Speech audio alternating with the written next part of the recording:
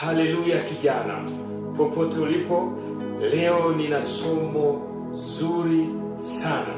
Ninasema kampani na kijana. Nisikilize kijana, popote ulipo. Kila mmoja duniani ana rafiki, ana kampani. Hutegemeana na aina tu ya rafiki aliyonayo. Lakini wanasema hata mtu mbaya ana rafiki yake.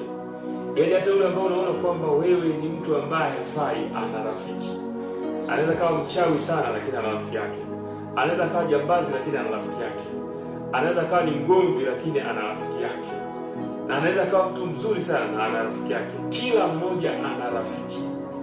Na inategemeana aina ya rafiki ule naye. Kwa sababu rafiki ni mtu wa karibu ambaye unaweza ukashare naye vitu vya ndani sana kuliko mtu mwingine yeyote. Rafiki unaweza ukampa hisia zako za ndani kwa habari ya vitu unavyopitia, ukamweleza kwa habari ya jinsi ambavyo umefanikiwa ama hujafanikiwa. Na unaweza ukamweleza matatizo yako ya ndani sana kwa sababu ni rafiki yako. Na ndio maana kuna mtu mmoja aliwahi kusema, nionyeshe rafiki yako niijue tabia yako. Maana hata Biblia imesema, wataendaje pamoja wasipopatana?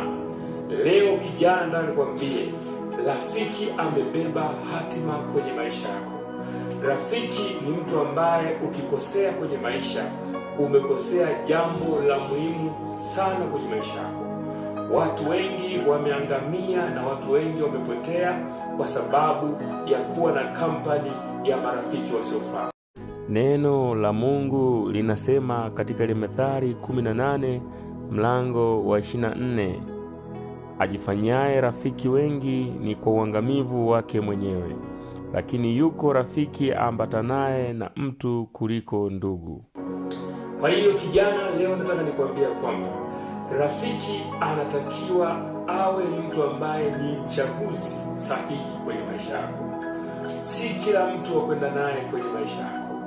Nataka nikwambie, watu wengi wamefanikiwa kwa sababu ya marafiki wazuri, na watu wengi wameangamia kwa sababu ya marafiki wabaya.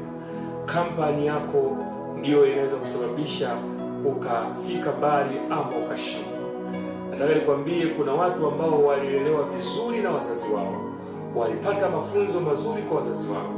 Pindi tu walipoamua kujiunga na kampani za ajabu za ovyo, watu wavuta bangi, walevi, wezi, waziri, washerati, na watu ambao ni wa ovyo ovyo, na wenyewe ghafla walianza kubadilika.